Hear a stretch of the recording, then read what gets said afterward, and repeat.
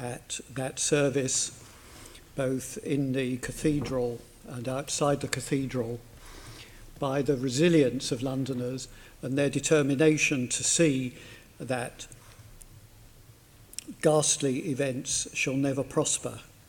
And I was struck by the indomitability of all of those who were there.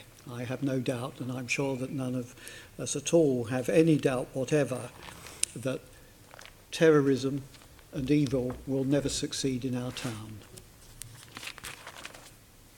Can I ask if there are any apologies for absence? We have apologies, Chairman, from Assemblymember Shah and Assemblymember Whittle. Thank you very much. Declaration of interests. Can I ask the Assembly to note the recommendation set out at item 2? In addition, do members have any other declarations to make which are relevant to the items on the agenda for today's meeting? Sure. Can I ask the Assembly to agree the minutes of the London Assembly's annual meeting held on the 10th of May 2018 to be signed by me as a correct record? Today we're here to discuss the Mayor's draft housing strategy, and it is for the Assembly formally to receive, in accordance with section 4.2b of the Greater London Authority Act as amended, to consider the housing strategy. Before we debate the strategy, we have a question and answer session. Can I first of all welcome to today's meetings our guests, the Mayor Sadiq Khan, James Murray, Deputy Mayor for Housing and Residential Development, and James Gleeson, Housing Research and Analysis Manager. Welcome to the meeting. There is a one lead-off question for this session from me as Chairman, and Assembly members may ask supplementary questions after the question has been answered. Before I put the lead-off question, the Assembly will receive a short opening statement from the Mayor and the Deputy Mayor. Mr. Mayor. Good afternoon, Chair. Can I thank you for what you said about the response from our city to the attack on our city last year. I think all of us would agree with every word you said. It's a pleasure to be here today to discuss the proposed final version of our housing strategy. This follows the draft version published last year, which received comments from more than 2,000 Londoners. Turning the housing crisis around is a massive task that will take time, but we've already taken big steps forward. We've secured £4.8 billion from the government to support 116,000 genuinely affordable housing starts by 2022. This includes homes based on social rent levels, something we had to work very hard to persuade the government was the right thing to do. And despite limits on our powers at City Hall, our new Homes for Londoners programme saw 12,526 genuinely affordable homes started last year, more than in any year since City Hall took control of housing investment. Crucially, this included thousands of new homes based on social rent levels, up from zero in the pipeline inherited from the previous mayor. Alongside this, we've also strengthened planning rules to deliver far higher levels of affordable homes in new developments. The long-term challenge remains one of housing supply, and the central argument of our strategy is that we need to diversify who builds new homes, where they're built, how they're built, and who they're built for.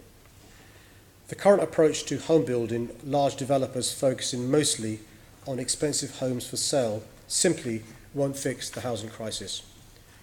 That is why I'm supporting diversification of the housing industry, to get more homes built by councils, housing associations, and small builders, alongside new ways of building homes using precision manufacturing techniques, a stronger emphasis on smaller sites in outer London, and of course, putting affordable housing centre stage. Council home building is essential to building more social rent and other genuinely affordable homes in London. In recent years, a lack of resources and arbitrary restrictions have held councils back. So I'm determined to do all I can to help get councils building more homes. We recently launched Building Council Homes for Londoners to offer funding, flexibility and practical support to get 10,000 new council homes underway by 2022. We know turning things around won't happen overnight. It'll be a marathon, not a sprint. That's why, as well as looking to the long term, our strategy sets out how we can help people now affected by the housing crisis. This includes working to protect private renters, tackling homelessness, giving residents a say over estate regeneration, and ensuring Londoners get first dibs on more new homes. And I'm calling on the government to appoint a social housing tenant as a National Commissioner for Social Housing Residents. I'm optimistic we can continue to make real progress, but, and I can't stress this enough, we need the government to step up to recognise the scale of the challenge and to devolve much more funding and new powers. Thank you, Chair. Thank you very much. Do you wish to say anything, Deputy Mayor? No one else. Okay, thank you very much.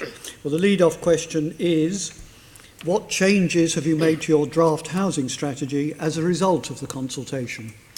Thank you, Chair. Can I deal with the major changes in brevity rather than going into detail? And I'll deal with the important additions made to the strategy to save time and to enable a proper debate to take place. The major additions are additional funding for affordable homes, particularly homes based on social rent levels and supported housing. The affordable homes target that we've set is now 116,000 starts by 2022. Linked to this, we've also strengthened our offer to councils who wish to build council homes.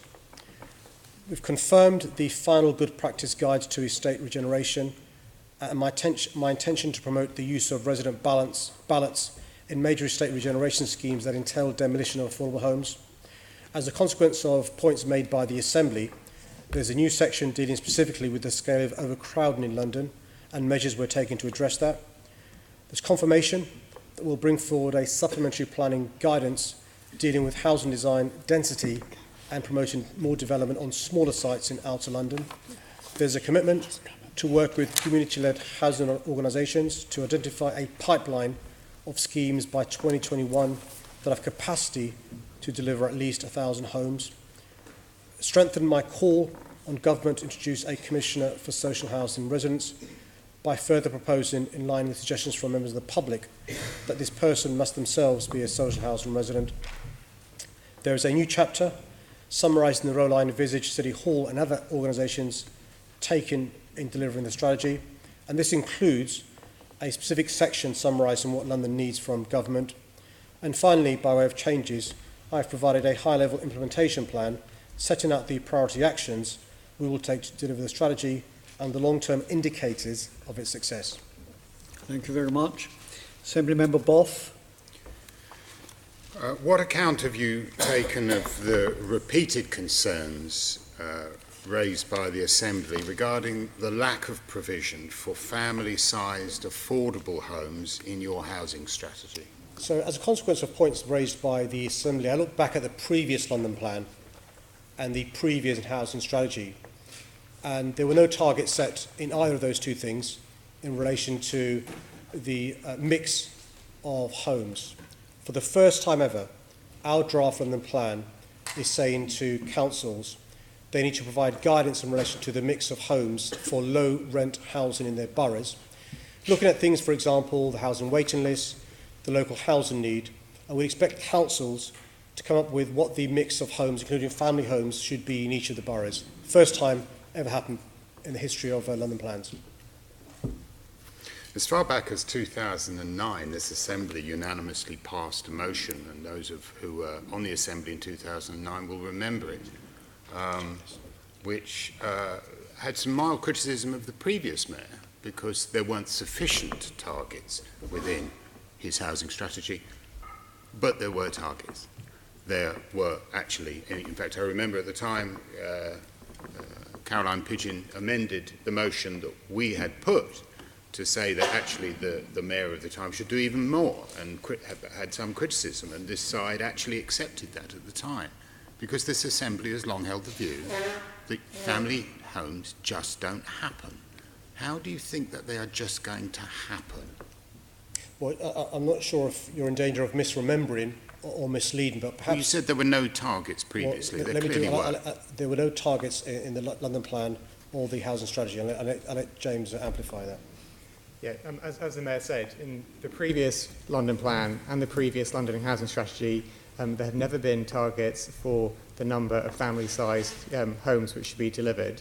What we've done through this London plan, through the draft London plan, which is currently being published, is set out an expectation that local authorities should set the size mix requirements of low-cost rented housing. That's the first time that requirement has been set out, and what it gives to boroughs is a requirement to look at local indicators of what sort of housing size is needed and then set targets based on those local indicators. That means that local councils can tailor the kind of low-cost rented housing which is built to make sure it tackles issues like overcrowding, which in many cases will be through requiring 3-bedroom plus properties for families to move into, but in other cases might also alongside that require a certain number of, for instance, 2-bed homes for downsizers.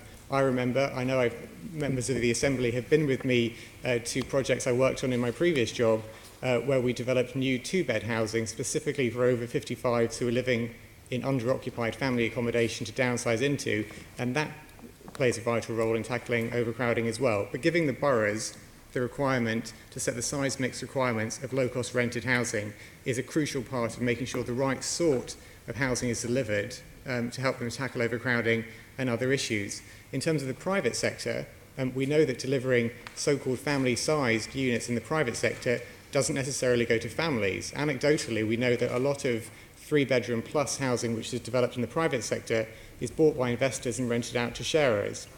In fact, the majority of housing which exists, which is family-sized in the private rented sector, is not in fact occupied by families with children, whereas in the social rented sector, it's much more, it's possible for local councils through their allocations policies to ensure that family-sized accommodation is actually used by families, and so that's where it plays the most vital role in tackling overcrowding. Thank you for that. There was a very good list of excuses as to why you're not going to deliver family-sized housing. Could you tell me whether or not just downsizing is going to resolve the overcrowding problem in London? Downsizing is an important part of the mix, but we need to make sure we're delivering both family-sized accommodation and housing for people to downsize into. The cause of overcrowding is complicated and varied. Under the headline measures of overcrowding, you may well have some homes which are overcrowded because you have a family living in a flat where there aren't enough bedrooms for everyone who is a member of that family, therefore they need a bigger home. At the same time, you can also have overcrowding caused by the situation where you have one family unit with another family unit causing the overcrowding, and in fact that extra family unit moving out might relieve the overcrowding. To help that family, you might well need a 1 or a 2-bedroom flat. So it's not straightforward just to say family-sized accommodation is the only way to help overcrowding. It is an essential way to help it, but it is not the only way to do so. So for those people living in overcrowded flats at the moment who have perhaps 3 children living in a 2-bedroom flat, you say you're not going to provide them with the homes that they need? No, that's not at all what I'm saying, and I can repeat what I've said or try and express it differently to make it even clearer, which is that for some families living in a home where there aren't enough bedrooms for all of their family members, they clearly need larger family-sized accommodation. And through the requirement we put on local authorities to set out that expectation around how much family-sized accommodation should be delivered in the low-cost rented sector, that can potentially help families in that situation. What I want to flag is because of the complexity of overcrowding, there is also a role to play for downsizing and for relieving overcrowding through smaller units to help concealed families to move into other accommodation. So tackling the problem of overcrowding, which is central to the housing strategy, is complicated and requires a locally tailored response. Can I reassure you on that point? Because I think you've given an example many of us will have experienced in our casework. So because of the expectation for councils, a requirement to provide the size mix for low-cost rented housing, the family you're talking about would hopefully be allocated one of the bigger low-cost rented homes, because the councils will now be expected from us to be given more permission for those sorts of homes. So the family you're talking about, who let's assume are in a low-rent home, would be allocated one of the bigger homes. So because of our policy, so overcrowding is a priority for you? It is, and one of the things I outlined in my opening in answer to the Chair's question is as a consequence of very good points made by the Assembly. I think Tom Copley spent some time with James Murray in this section. We've now got a section on overcrowding, including some of the solutions to address the chronic issue of overcrowding in London. I think something like there's 250,000 households in London living in overcrowded accommodation is a priority for us. But I think to assume building more private sector family homes will solve the problem simply isn't the case. I think only a third of those homes currently have children living in them. But it appeared to me that the addition that you made to your housing strategy as a result of the intervention of the Labour group is merely to expand your excuses for not building larger homes. This Is that not the case? This question began by an inference being given, either misremembering or misleading, that the previous London plan and the previous housing strategy had a requirement for a certain number of homes to be of family size. I think you've accepted now, for the first time ever, my draft London plan will say to councils there is a requirement for low-cost rented homes for them to consider the size mix for their boroughs, looking at issues like housing waiting list, the local housing market, and all those sorts of issues. So I'm sure you're coming round at some stage to welcoming the fact for the first time ever, our draft London plan and housing strategy recognises the problems, but also has solutions as well. That's great. How much money have you attached to that priority that you've now expressed? To the draft London plan? To pushing for family housing. What pool of money can the councils call on if you're saying that they have to assess their own family housing priorities? For example, you don't insist that they have to assess their own affordable housing priorities. That's a London-wide priority to which you attach money. Where is the money that's attached to resolving overcrowding? If I can come in here and just be really clear that, you know, the right way for us to approach this is to ensure that in the system of getting homes built, there is a clear steer to make sure that family-sized homes are built in the low-cost rented sector. And that's why, for the first time ever, it has gone in the draft London plan, which means it will apply to all low-cost rented housing which is built in the local area through the local plan that the borough adopts. Whether that receives money, whether it's done without grant, whether it's done by a council, by a housing association, whoever is delivering that low-cost rented housing, the draft London Plan policy, which requires boroughs to set out a size mix requirement for those units, will be applied to those homes that get built. So a housing association might receive money from us, for instance, from the Mayor's Affordable Homes Programme. That money will support the delivery of units based on social rent levels. The borough where the homes are going to be built will then see the planning application from the housing association who's received that money, and then require them to deliver the right mix of unit sizes which are required by the local area. So by having it in the draft planning policy, it actually covers right across the board, irrespective of whether funding is going in or not. It makes sure that whatever route is taken to building that low-cost rented housing, the local borough size mix requirement will apply. So you referred to earlier that there was no targets on the previous housing strategy, but clearly there was. There was a 36% of discounted rented homes to be 3-bedroom or larger. That was in the previous housing strategy, and I don't see how you can misremember that. If I can just correct you there, it was not in the previous housing strategy. It was in the previous funding guidance for the previous mayor's funding programme, where it was, in fact, I think if you check the language of it, an aspiration for bids coming forward for around half of the affordable rented component of that funding. Well, there was an aspiration that there should be a certain amount of family-sized units. So I think there's a long way from being a target in the London plan or the housing strategy to being an aspiration for half the funding in the funding guidance. My questions are about how are you going to fund this aspiration for reducing overcrowding in London? And yet you don't seem to have a central target. I mean, how many family-sized homes do you expect to be built with GLA affordable housing funding? So the funding which is given to housing associations is done on a blended rate, which will assume that housing associations are delivering some units which are smaller and some which are larger and family-sized. It will be a mix of different unit sizes which a housing association will be expected to deliver. Now, we've come up with a much quicker way of allocating funding, a more flexible way of allocating funding, which gives it on a flat rate, a tariff basis, and that's the basis on which it's calculated how much money housing associations get.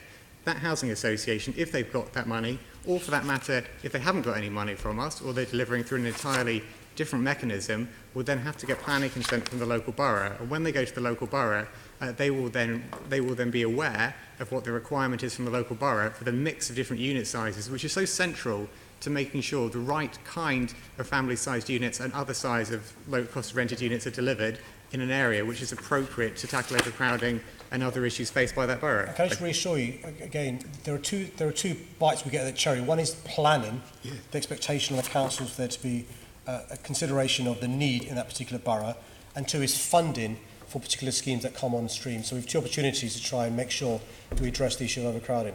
I hear words but no numbers. I asked how many affordable homes, family-sized homes, do you expect to be built?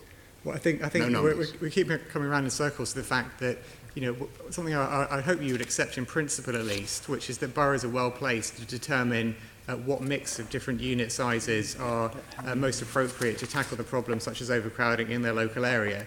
Now, it would be counterintuitive for us to put that flexibility and that requirement on boroughs centre stage, but then also to set a separate target. The whole point of the approach we've taken is to say that for the first time ever, we're going to require boroughs to have a specification for the size mix requirements in their local area. That will determine the number of different units, the proportion of different units which will be required of different unit sizes. Well, it doesn't. Still, you don't give me a number. You don't give me a target. We don't know as a result of the housing strategy how many more homes there are going to be of a larger size. We don't know how we're going to be reducing that awful number of 350,000 young people being brought up in overcrowded conditions. And you can't tell me that whether or not that's going to be 300,000, if it's going to come to 250,000.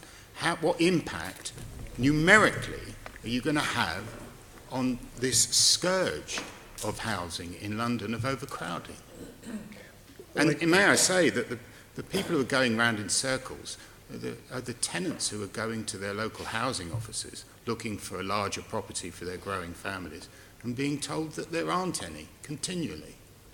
And families in that situation absolutely need us to do as much as we can to help them, and that's why we're making sure that boroughs are going to set requirements around how much family-sized, low-cost rented housing is needed in their local areas. But what we're also asking boroughs to do is work out in what cases might other sizes of low-cost rented housing be needed in order to truly tackle the problem of overcrowding. And I know that councillors across London will take this very seriously, because anyone who's been a councillor or is a councillor, it is the most distressing part of the job, speaking to families who are in that situation, and will be at the forefront of all councillors' minds, I'm sure, when they're developing these policies. What we've said is that the funding which we're giving to housing associations on a London-wide basis will support their development programmes, but when they're deciding exactly what size mix is right in the local area, they will speak to the council about the requirement of what size mixes are appropriate to tackle overcrowding in that local borough. The housing strategy repeatedly quotes the flawed assumptions from the Strategic Housing Market Assessment in order to justify the lack of provision of family-sized homes and the inflated need for 1 and 2 bedroom properties. What account have you taken regarding the cross-party concerns in this Assembly and elsewhere regarding this approach? We spent quite some time speaking to various members of the Assembly to go through in quite some detail the means by which the Strategic Housing Market Assessment was undertaken and what role it plays in the London Plan policies. It should be quite clear that the assessment is an evidence base, and policy can then be layered on top of that. Policy then has to interpret the evidence base. The evidence base does not automatically determine all policy. And what's really important to flag is that when individual boroughs are determining what their size mix requirements are, they are clearly making choices. They are making choices around what housing they want to prioritise over the coming years. And it may well be the case that over many, many years we will need X number of 1 and 2 bedroom homes and Y number of 3+ bedroom homes. But a local borough, when deciding what to prioritise in the low-cost rented housing, may well decide on the basis of local evidence that, for instance, 3 bedroom plus is the most urgent sort of housing to deliver, and then they will set that requirement in their local planning policy. So although the SHMAR is the evidence base that underpins the policy and the decisions taken by boroughs can be taken on the basis of other priorities that they consider to be relevant for what homes they want to see delivered in the coming years. My understanding is, Chair, that the evidence base is the same evidence base used by the previous mayor in SHMAR that was tested at the previous London plan as well. Yeah, we criticised him as well. No, my point being... Yeah, we criticised it. This is the Assembly criticised it. It's been through an inquiry process, and far be it for the inquiry lead to be less wise than you, but it went through the inquiry process and he said it's the right method to use. And we've used the same evidence base because I suspect if we change the evidence base, one or two in this Assembly would criticise us for doing that. Okay, Assembly Member Copley. Thank you, Chair. Can I just confirm whether or not I'm coming in as a supplementary to Assembly Member Boff or as with our Labour Group lead-off question? Thank you very much, Chair, for that clarity. Good afternoon, Mr. Mayor and Deputy Mayor. Could you tell us what extra support the government could give you as Mayor in order to build the homes that Londoners need? Thank you for your question. Actually, this is one of the things that came up during the consultation phase, and as I said in my opening, in answer to a question from the Chair, in the final housing strategy we have a section dealing with the powers that I have, but also what more government could do to help us fix the housing crisis in London. I think Chapter 8 of the strategy deals with this, and the headline things that we need from government is help with securing land for new homes, the funding of affordable homes and infrastructure, transforming house building with municipal government empowered to deliver more homes for Londoners, reforming the private sector and laws around leaseholders, and also taking real action around tackling homelessness, and that means the root causes as well as prevention and tackling the issues of homelessness. But those are the 5 broad areas where we could do with some real government support. Thank you. One of the anomalies that I know that the Deputy Mayor has raised is that outside of London, the Homes and Communities Agency gets sort of first dibs on public sector land whenever it's sold, but for whatever reason, when the functions were devolved to City Hall, those powers didn't come here, and I think you said, Deputy Mayor, that even the previous Housing Minister was very surprised when you mentioned that. Is there any indication that the government are going to correct this anomaly and give you the powers that you need to get first dibs on public sector land sales? I'll let James answer the progress we've made and where we think we can go. Actually, I've been encouraged by successive Secretaries of State in relation to them realising this must be this anomaly must be rectified to some extent. Greg Clark, Sajid Javed, hoping to meet with James Brokenshire soon. The good news in relation to surplus health NHS land is the devolution will helping us make some progress there. And conversations we've had with the government lead us to believe in relation to other surplus public land there is potential progress that could be coming around the corner. James? Yes, you're right to suggest, Tom, that when the devolution to London of many housing functions was agreed, the power over public land, or the relationship with other departments over their land holdings, which existed in the HCA, now Homes England, was not replicated with the GLA. We've sort of had a twin track approach to this. One is to continue making that case to government. It's been a constant argument we've been putting to them, which we have received some support for amongst officers and even ministers. And I think one of the problems is, and I don't say this as a joke, in all seriousness, is that ministers change quite quickly in housing, and so by the time you've got someone to accept it, before they have a chance to push it through, a new one has come in who rightly wants to find their own feet and their own priorities and so on. So that's one of the difficulties with getting the political will there, because in order to actually force other departments to put housing as a top priority for land which is surplus in their estates requires a lot of political will, and it requires that will because clearly, if you are another department, you're going to want to make sure your services are provided well, that you get capital receipts to reinvest in your services and so on. To actually prioritise housing delivery and affordable housing requires political direction. So that's why the politics of it is important.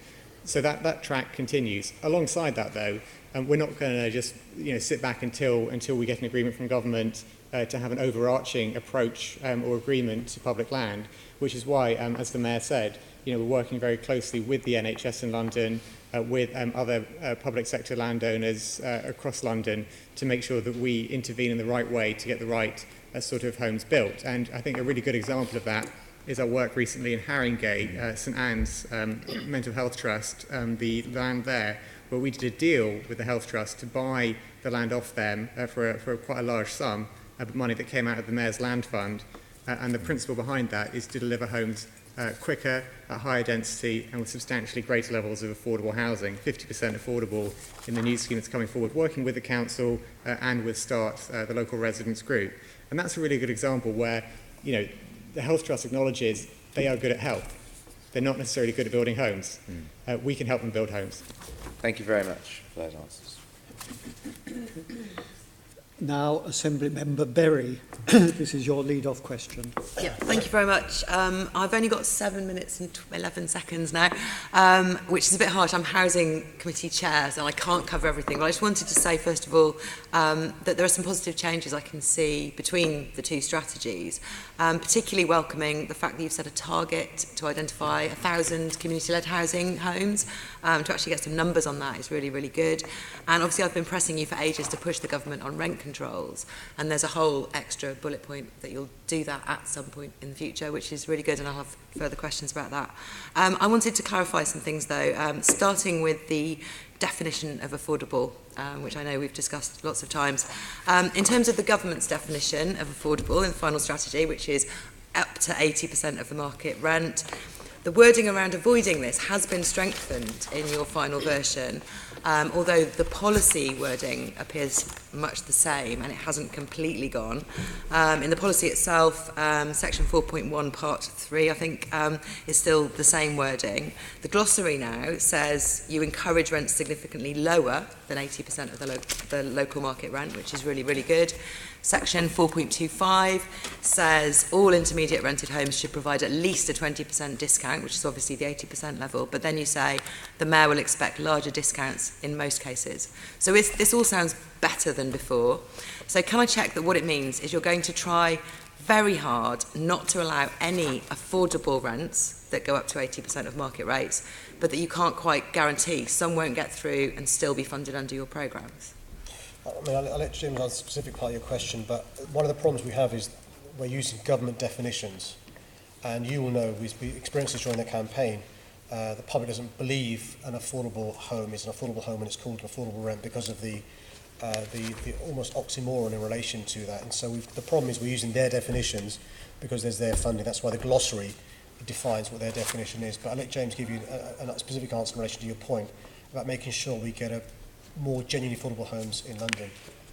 Yeah, as the Mayor said, and as we've discussed before, Sean, at Housing Committee, the stuff being in the glossary is just a reflection of the national terminology. And we exist within a context where affordable rent is defined nationally in the way that it is, and that a 20% discount is the nationally accepted definition of affordable housing.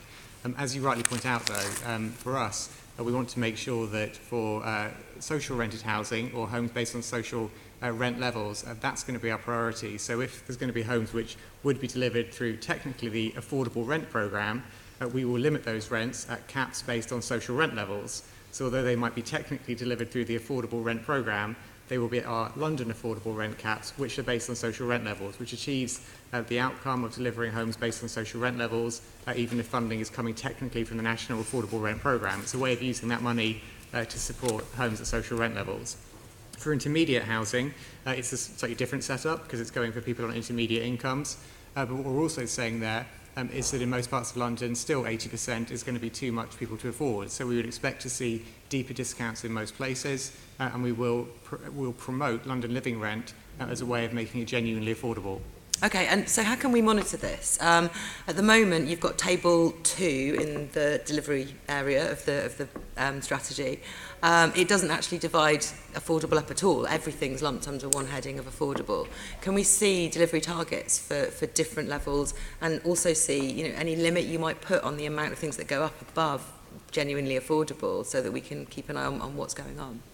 Well, what we would expect, for instance, so in the homes that we fund, for instance, we are starting to see a large number coming through at social rent levels at the moment.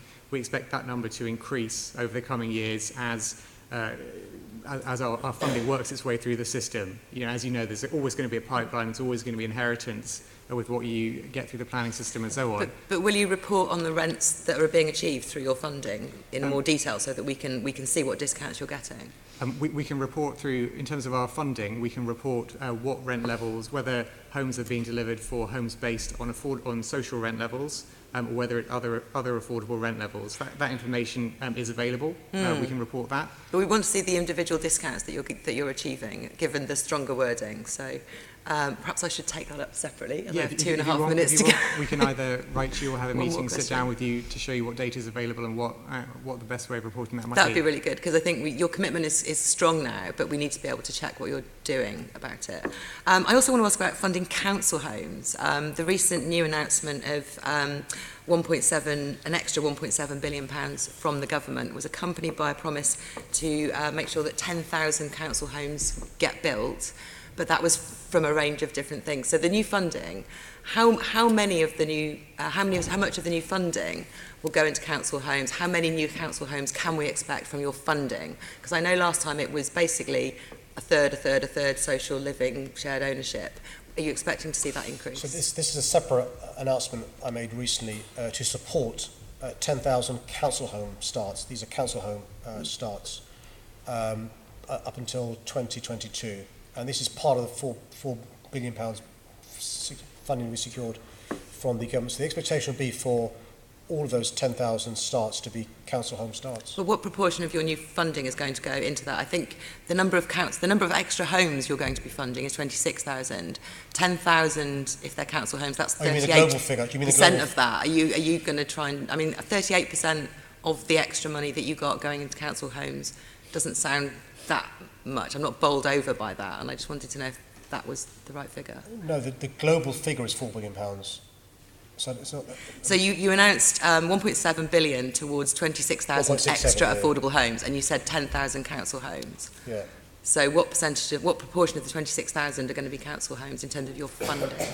If I can just come in here, because I think I understand the question you're asking. Okay. If I can step back just a tiny bit, just to put it in context, because the 10,000 homes, the 10,000 council homes underway by 2022 includes just council homes which people are building using our funding, and it also includes right-to-buy replacement homes, which we're using right-to-buy funding, where it can be held through this right-to-buy ring-fence offer, which basically means rather than councils being strung up and having to spend it in a very specific way, we're going to effectively act as the custodian of that money so they can use it more flexibly to actually replace those homes.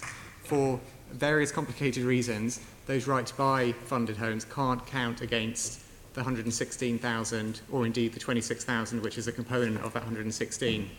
So the numbers of 26,000, you asked a complicated question. Yeah, 26,000, I needed more time. The 26 and the 10,000 don't overlap 100% because some of the 10,000 will be right-to-buy replacements, which can't count towards the overall figure. Okay, I'll be sending you some written questions to get some more figures on how we can monitor your progress against all these Thank you very huge much. promises. Assembly Member Curtin, your lead-off question. Okay, thank you, Chair. Good afternoon.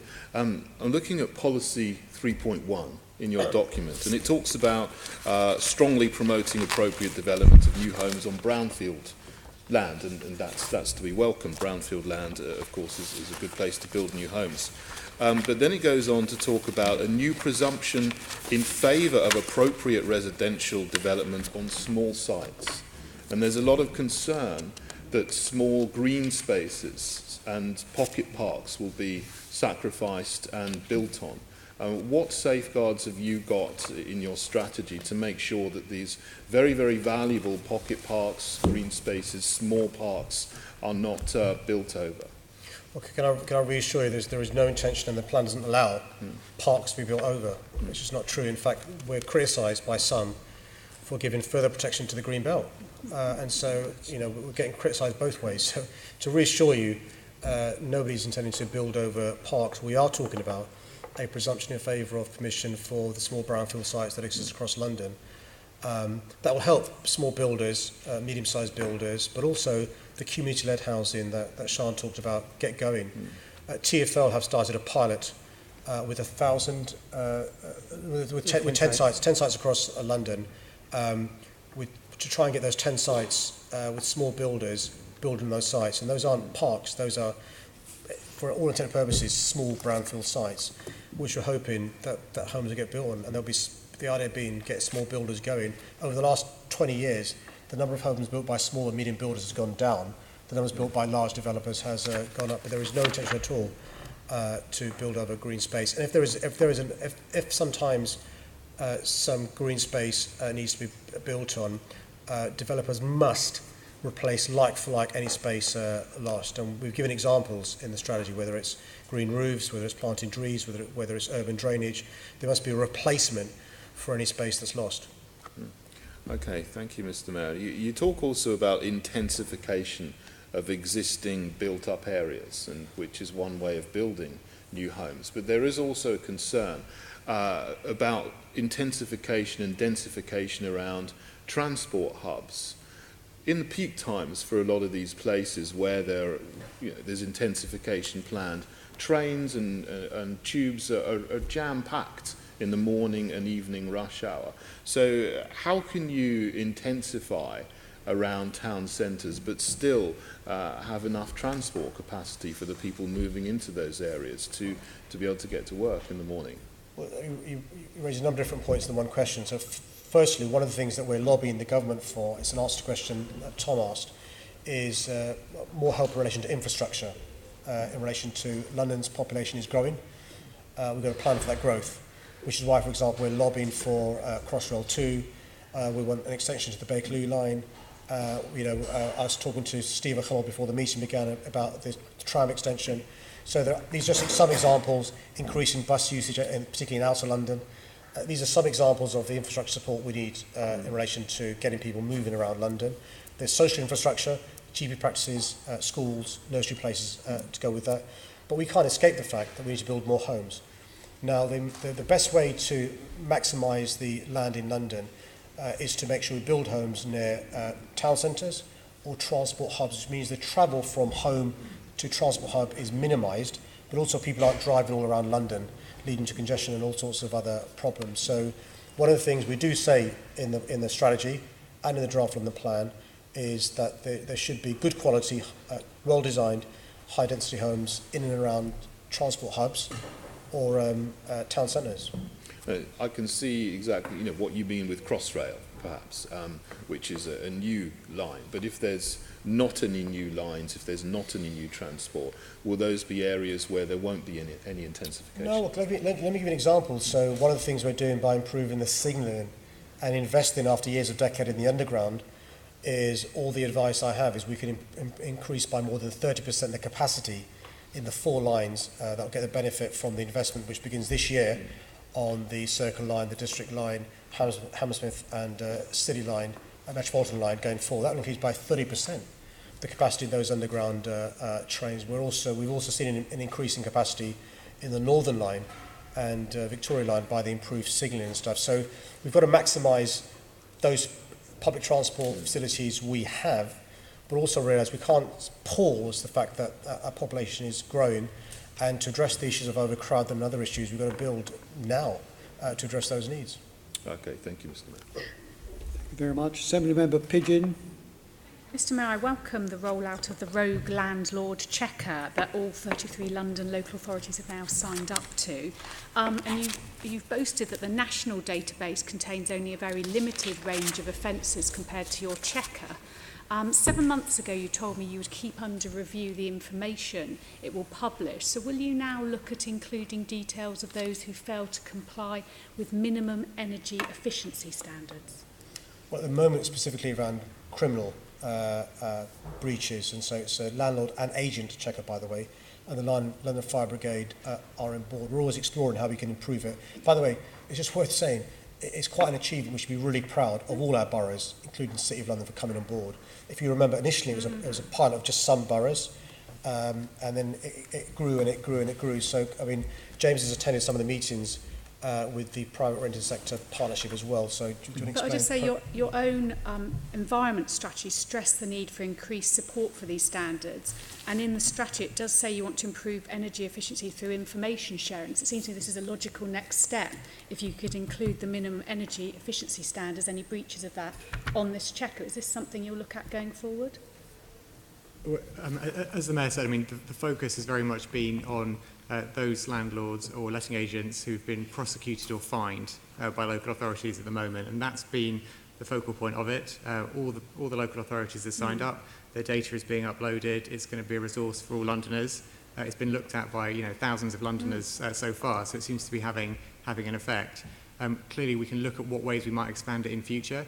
I mean, I don't want to right now commit to any particular way in which we'll expand it. This is something you'll consider going forward because it fits with your other strategies. Well, as I say, the focus right now is very much on those landlords and letting agents who have been prosecuted for criminal actions or fined by the local councils. So it's very much been a focus on being rogue landlords or letting agents in that regard. And I think the important thing from our point of view is to make sure that information is publicly accessible as well, which is something which is not echoed in the national database. It's a point that I myself have put to officials at MHCLG to say, why don't you follow us and make sure it's public, but it's not public, and that's really the focus at the moment. Okay, well, perhaps it might be something you'll consider as you look to develop this going forward. If I could pick up another issue in the private rented sector, the Mayor talked at the beginning about the diversification of who can build, and that's some of the things. I was a bit disappointed by the lack of detail on how you're going to actively encourage domestic institutional investment. You've recognised in the strategy the role the build-to-rent sector can have to increase housing delivery. So what I'd like to know is how are you engaging with domestic institutional investors such as pension funds to harness this potential and encourage greater investment in purpose-built private rented accommodation? So you rightly identify that build-to-rent developments are quite attractive to a lot of domestic institutional investment funds. And what people have been saying to us that they wanted was a clear, stable policy environment where we set out expectations around how they should build new developments, so that particularly when institutional investors are looking at the policy environment, they can see that London has a clear stance on it. And one thing which has been welcomed, I think, in our approach to build to rent is the fact that we set out clear support for it, but clear support on the terms that we find acceptable, making sure it's delivering affordable housing alongside the market-led homes. What I would say, though, is an important thing to flag, I think, in the amendments to the housing strategy, which I think is really important, is that it's important that build-to-rent sort of market products within a build-to-rent scheme are as mainstream affordable as possible. That's sort of lowercase a affordable rather than capital A, as in if it is a market product, that it is a mainstream market product rather than premium. Yes. We want to make sure that we're delivering, alongside the capital A affordable, we're delivering mainstream market homes. So one of the things we've committed to doing in the revised version of the strategy is monitoring the rent levels of those market homes in the build-to-rent sector to make sure they are delivering mainstream homes rather than too much of a focus on premium. Thank you very much. Assembly Member Devonish. Mr. Mayor, I read your 263-page document with interest, and I couldn't find a specific figure for the total land holding or a figure breaking it down between the GLA family, TfL, the Met, LFB and the housing team specifically. Have you got those figures, please? I'm sure we have, yeah. I mean, it's not as inaccurate as the Doomsday Book's figures, but we do have an idea of the GLA land bank. Some of it's obviously, since some of the corporation stuff's been built on and stuff, but we have got a record, of course, of the land we own. Could you write to me on that, please? Of course, yeah. In terms of roughly, how much of the percentage of that land will be left completely unbuilt at the end of 2021 after you've been mayor for 4 and a bit years, if you get elected, of course, again? You mean your 90,000 starts figure. How much of the land will be left completely barren? So I can speak for TfL and MOPAC now without seeing the letter I'm going to write to you. But so TfL will have had starts by 2021 on 10,000 homes, starts on homes. At MOPAC, 2,500. I couldn't give you a percentage now, but I can when I write to you, give you a percentage if that Sure, helps. yeah, I'm particularly But interested in terms of surplus, but you mean surplus land, Exactly. I'm sure, because we want to build on City Hall, would we? Not that we own the freehold, although some would Exactly. say better use. But some of the land we own is used for a purpose, primary purpose, which means you can't build on it. That's one of the criticisms of the Doomsday Book. It had publicly owned land which has been used for a purpose. In other words, number 10, number 11 Downing Street. So the issue is how much surplus land we have. And we've done work with TfL and with MOPAC. The development corporations have done work, as you'd expect, they're development corporations on that as well. So it's not difficult for me to send you a note in relation to how much we think is surplus land. The other good news is, because we're using the land we've got in a more intensified way, more land becomes available. I'll give you one example.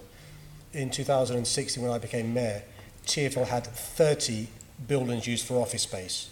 That will be reduced very soon to 3 hubs, and that releases those lands. Some are leased, I accept, but so the answer will be good news rather than bad news. Okay, thank you. And in terms of your council home building programme, will you consider allowing South East England councils to bid for that as well as London councils?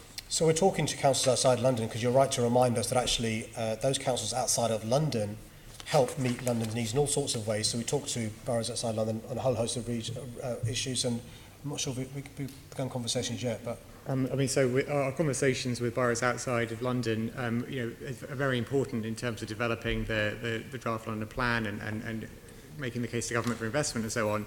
For the money for council home building, that's very much from the 1.67 billion which is given to City Hall to spend within the Greater London boundaries. So that money in particular will be spent within London. Homes England are responsible for places outside of London.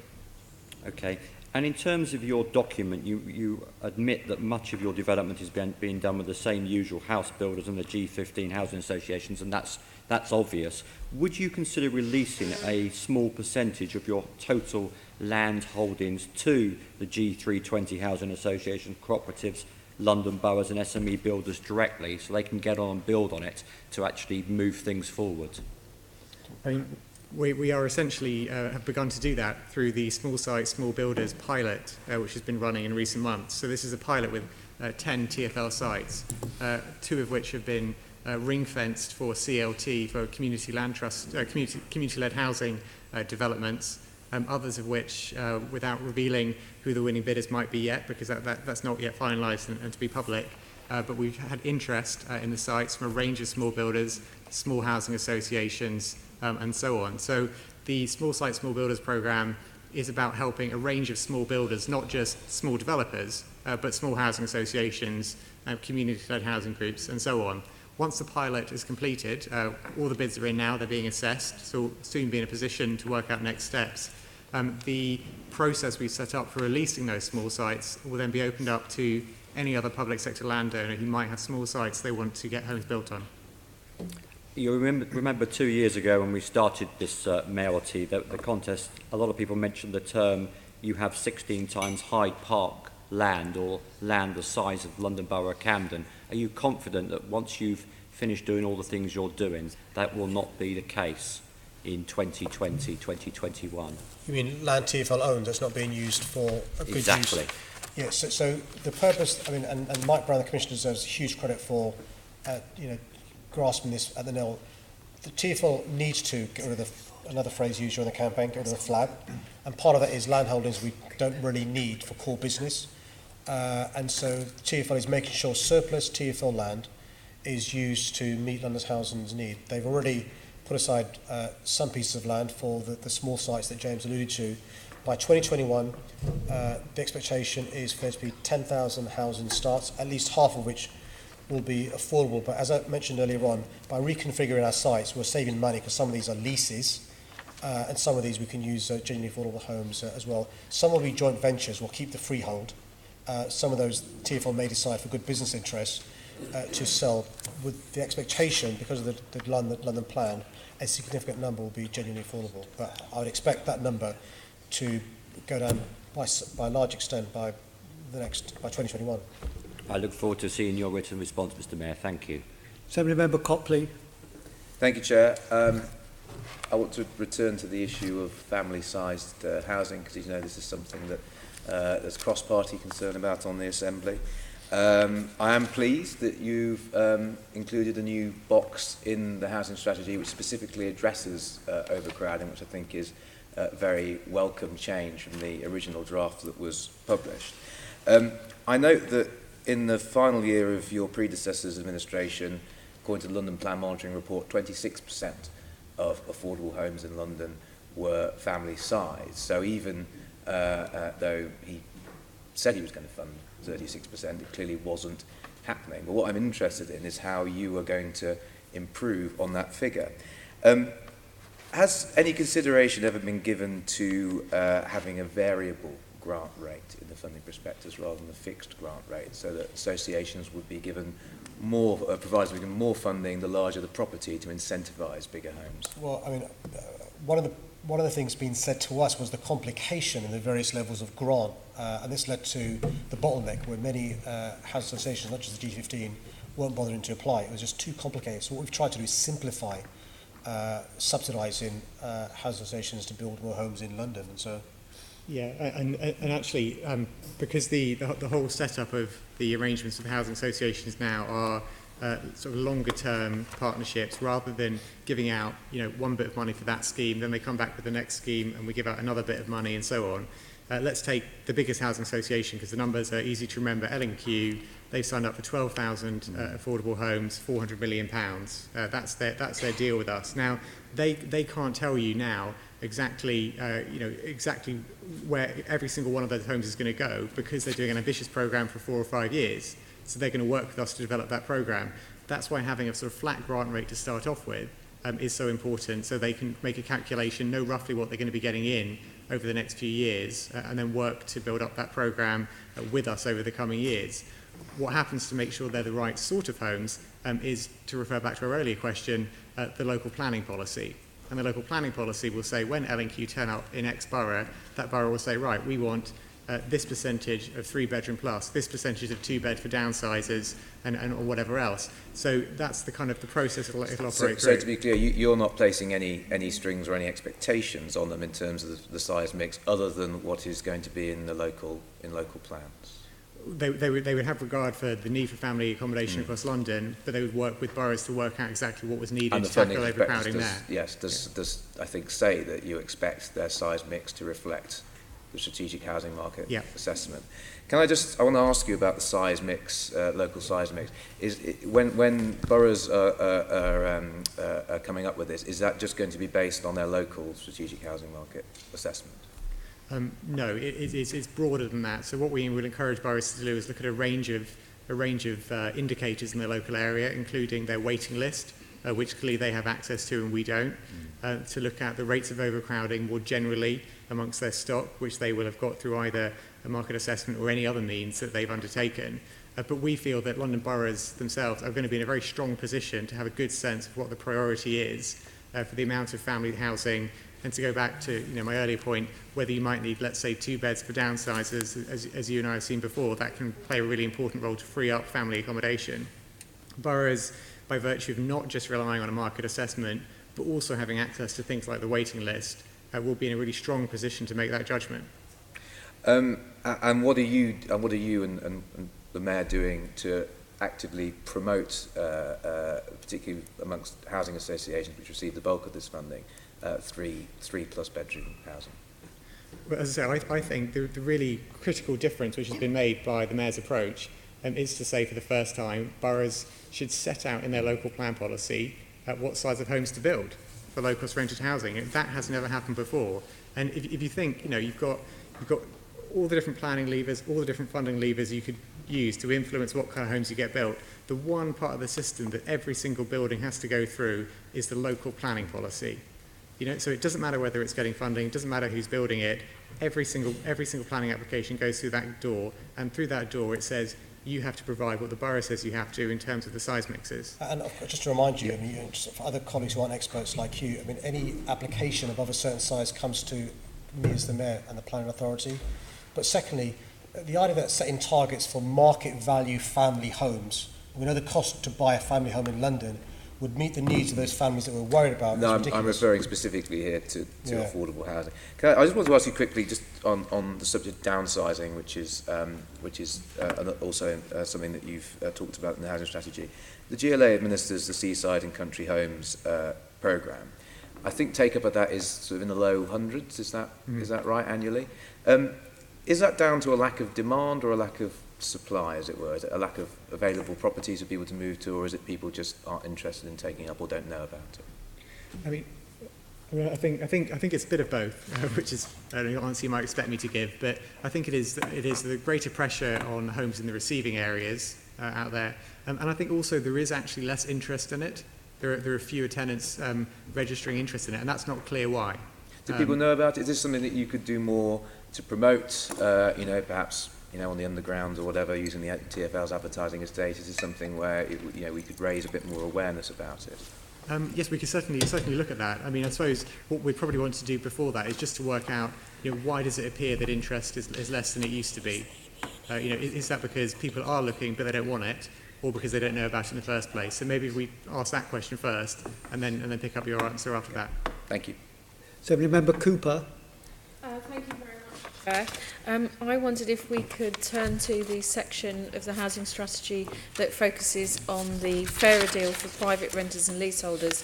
And first of all, I'd like to welcome that there's so much in here that is talking about better standards, better management, better affordability, more security, leasehold reform and better support for leaseholders. I think it's really important, given the growth from 11% of the market being the private rented sector to now over a quarter and 500,000 or more children living in that sector. My concern, I think you've got a number of really ambitious suggestions here, and Assembly Member Pigeon has already talked about the rogue landlord checker. My concern is there's so many things here that say we're going to call on the government. And I just wondered if you could give us an update on where we are in terms of the extra devolved responsibilities and powers that we need to really start to improve the sometimes really quite appalling standards in this sector? Well, I mean, I'll let James give you an update on conversations he's had about giving away confidences, but it's frustrating. The government's now talking about a green paper, and we speak to leaseholders on a regular basis who are caught up in the bureaucracy and the challenges being a leaseholder brings. I talked about a social housing commissioner earlier on, and we would want him or her to also be an advocate for leaseholders as well. It's really, really important, who don't have the ear of government. I'm afraid there's nothing imminent in relation to progress from government, but James has been speaking to government officials as well.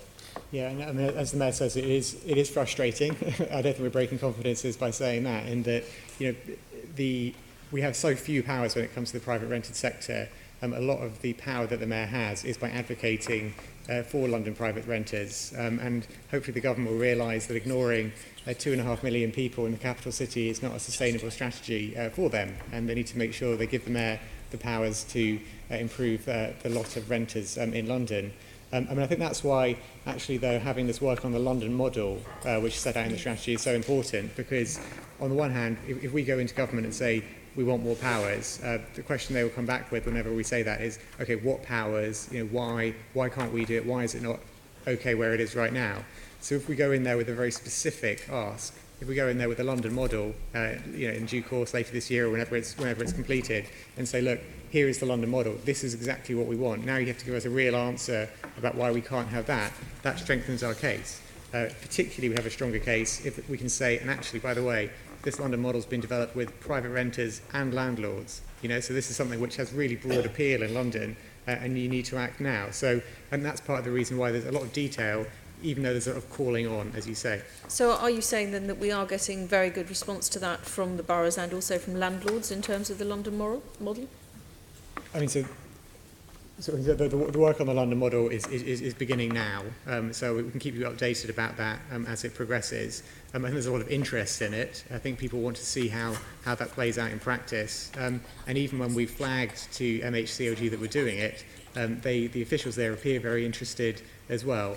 It will take political will to get it delivered, though, and that's where we collectively in London, all parties need to keep up the pressure on national government. I mean, the key thing is we've got to get agreement about the needs of tenants to have security of tenure, rents not going up ridiculous levels in between each year, but landlords, not unreasonably, want lawful access to a property, want to be able to, if there's a good case, to evict a tenant. So it's making sure the various objectives of the tenants and their representatives are doing so, and the landlords and their representatives doing so, can work together towards a London model. And we say to the government, look, here it is. This is what seems to be working. It's got buy-in from both sides, and the idea is they will then allow us to go forward with that. So you allude to something that is a great concern to me. I think nobody would suggest that if a tenant is really destroying a property or is not paying their rent, that eviction should not be at that point permissible for the landlord. But I think no fault eviction is completely, that's just awful. Why should people just be thrown out for literally no reason? Is that something we're going to see some movement on? Well, the good news is some of the landlord representatives we've spoken to also want some certainty here. Most landlords are very good, and the build-to-rent progress we've made will lead to two things, hopefully: good, responsible landlords, so security of tenure as well linked with that, because a landlord wants a tenant to stay there for a long time. But within that, to make sure the rents can go up, inflation or whatever it is, and these institutional lenders don't want the inverted commas hassle of changing tenants every year and stuff, and so that bodes well for progress to be made here. But we've got to realise that sometimes landlords will want to get a tenant out, but the regulation in this area has been not updated for 30 years. It's 1980s legislation, and the assured tenant now has no rights at all. And the problem in London in 2018 is a large number of these tenants have children, and so they're literally moving home every year, having to move school or travel 2 hours to and from school each day because mum, dad, carer has moved away from school in the community, and it's heartbreaking to see. Thank you, Chairman. Assembly Member Twycross. Your housing strategy outlines a number of interventions you're taking to tackle homelessness on London streets. Meanwhile, however, the Minister for Homelessness claims not to know why homelessness has increased across the UK. How much can you deliver on your strategy when the government has got such a lack of understanding of the issue? I was surprised by what she said. I'm hoping she was misinterpreted, or she may have misspoke. We all have those days. But there are a number of reasons why there is a homelessness, rough sleeping problem in London. And what surprised me was the impression given of a lack of the government understanding the root causes of homelessness. I'm not sure how you can address the issue without understanding the root causes, whether it's changes in welfare benefits, whether it's the chronic shortage of homes that are affordable being provided, whether it's the cuts in services, health services and other services needed by people who end up being rough sleepers or homeless, or the cost and insecurity of private rented accommodation that Leonie referred to. It does worry us going forward, bearing in mind in the 8 years before I became mayor, homelessness, rough sleeping doubled from 2008 to 2016. The sort of bit of good news is last year in 16-17 it plateaued. The increase stopped going up, and we're hoping when we see the figures that we've seen, continue that plateau, or maybe a reduction, because it is a worry. But we can't do it by ourselves. We need government assistance. No, and in your strategy you talk about putting pressure on the government to address the root causes of homelessness. What specific channels will you use to do this? Well, James is on a working group with the government who meet regularly, so do you want to give an update on that? Sure, yeah. So the government are producing a rough sleeping strategy at the moment, and what they've done is got an advisory panel, which is I attend on behalf of the Mayor from London. There's also people from sort of Manchester, other regional interests represented, charities and so on. And it is a private meeting, so it wouldn't be right for me to tell you everything we say there in a public forum. But I have made very clear the view from London, which is that any strategy which fails to acknowledge the root causes of homelessness and rough sleeping is going to fail in identifying really why this problem has been increasing in recent years. It's very welcome if we get extra money which can help us provide services here, but without fundamentally acknowledging the decisions which have been taken over the last 8 years and the role that they have played through an active decision or through inaction in contributing to rough sleeping, the strategy will have a big hole in it. Great, thank you. And obviously there's quite a few good examples of best practice from some of the boroughs in London in terms of trying to tackle the root causes of rough sleeping and homelessness. How will you make sure that we get best practice from boroughs shared across London to offer a pan-London approach? Sure. Very soon after we took office, the Mayor asked me to convene a task force of the boroughs most affected by rough sleeping and key charities who work in rough sleeping in London. I'll come to homelessness more generally in a second, but if I start just with rough sleeping. And so that's the boroughs, who you'd expect, Westminster, Camden, other places where they have very high levels of rough sleeping. And so the point of that task force, it meets every 6 months, but in between the meetings, there are various different subgroups who meet much more frequently. So the idea is that there's constantly various different work streams going on to involve everyone. And a big part of that is to share best practice. So for instance, Tower Hamlets doing a lot of work on the no first night out, trying to do more prevention for rough sleeping. A lot of the learnings from that being shared via this task force and via the links that it has with other boroughs around London. In terms of homelessness more widely, we're also trying to work with different councils and with London councils as an organisation to coordinate councils' efforts in that regard. That is harder because essentially it comes down to councils procuring private rented housing for homeless households. And there's no getting away from it. The problem is the cost. That's what makes it so difficult.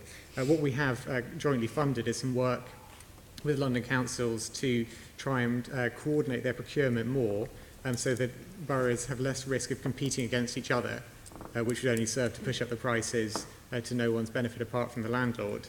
So we have helped them to try and do that. But there is no getting away from it that when it comes to homelessness and finding the temporary accommodation for those households, it's the cost and the welfare system's ability or inability to meet those costs, which is the primary concern.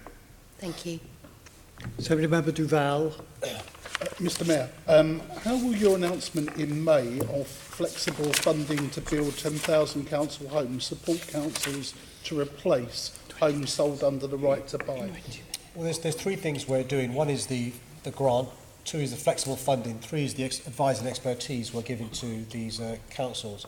The big concern raised to us by councils is the requirement from government. They've got to spend these receipts within 3 years. The cost of land, let alone the cost of building on that land. And so the flexible funding arrangement we have makes it easier for councils to use the receipts for like-for-like replacement within the same area. And already the good news is that we've already had Lewisham working with us, and we think we'll support 1,000 new council homes by 2021-22. Waltham Forest, I think, have agreed now they can work with us. We're going to support 526. So they welcome this, and I think we've given the council some time until end of September to come up with plans they've got to address the issue. Just to give you an idea of the problem, since 1980, 300,000 council homes sold under right to buy in London, 300,000. The amount of new council homes to replace the 300,000, 60,000. And that gives you an idea of the stock, the precious stock not being replenished. That's why it's so important for us to do something. And of course, you're operating under the constraints of this process with government. Is there a case that, maybe you already have done so, of where we lobby government to call for further powers to increase to actually ensure that councils are able to ring-fence the 100% of the sales receipt, rather than I think it's currently 30%? I'm looking for James there to tell me that. Sure. And should we not be sort of twin-tracked lobbying for that to happen as well at the same time? We are, yeah. Yep. We very much are, and we've been lobbying government since the Mayor took office, very much like hand in hand with London councils, to say councils should have the full control over those right to buy receipts to invest in new housing as they see fit. Now the 30% you refer to, what that restriction is that the right to buy receipts can only contribute 30% of the cost of the replacement home. So borrowers will still have to find the rest of it from elsewhere. Obviously they can borrow some against the rent income that they get from the property, but that's unlikely to make up the full 70% of the other costs. So they're going to have to find subsidy from elsewhere. That's one of the restrictions which can make it difficult to build those replacements.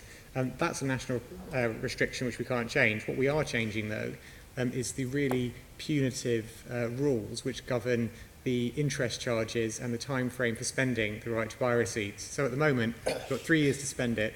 You get charged a punitive level of interest, which I think is 4 points above base rate. You know, it's a pretty high level of interest. It racks up over time. If a council were to hand back the money after, say, 2.5 years, they would have to give the interest for that whole 2.5 years for no benefit. That money used to then go back to central government and eventually would work its way back down into the London affordable housing pot, but the borough would have no claim on it. What we're saying through our right to buy ring fence offer is that we will keep it, we'll be the custodian of that money, keep it at arm's length in a kind of a pot for a particular council, and the council can then, they'll have to spend it, but they can draw it down more flexibly to make sure they can build it into their programme and they don't have this this clock ticking, this expensive clock ticking over their heads. And the other lobbying that we're doing is in relation to removing the HRA borrowing cap, because many councils would love to borrow to build. Okay. And thank you for that. But in terms of one of the other perverse factors around the right to buy is the recent reports of where 4 out of 10 council homes have been sold under the policy and then go straight into the private rented sector that again either gets a subsidy for housing benefit, or the perverse issue is actually doubling the rents of what people would be paying. Is there any way that could we ensure that any new homes built under the new schemes can be stopped from going into that sector? Actually, is a legitimate, you know, in terms of aspirations of owning your own home, is a different issue, which is my understanding why the party opposite wanted to allow right to buy to continue and expand in this way. But actually, it's not going to be a home for somebody in aspiration of ownership. It's going straight into the private rented sector, albeit that might be a good or bad thing.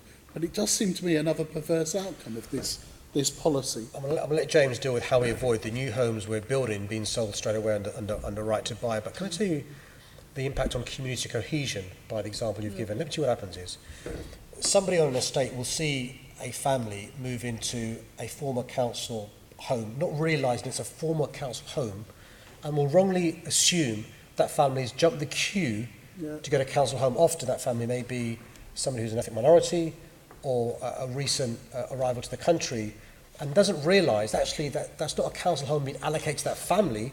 That family is paying market rent to a landlord who's bought that property under right to buy. So that's just one example of some of the problems. There are many examples of the problems caused by this scheme, but you're right.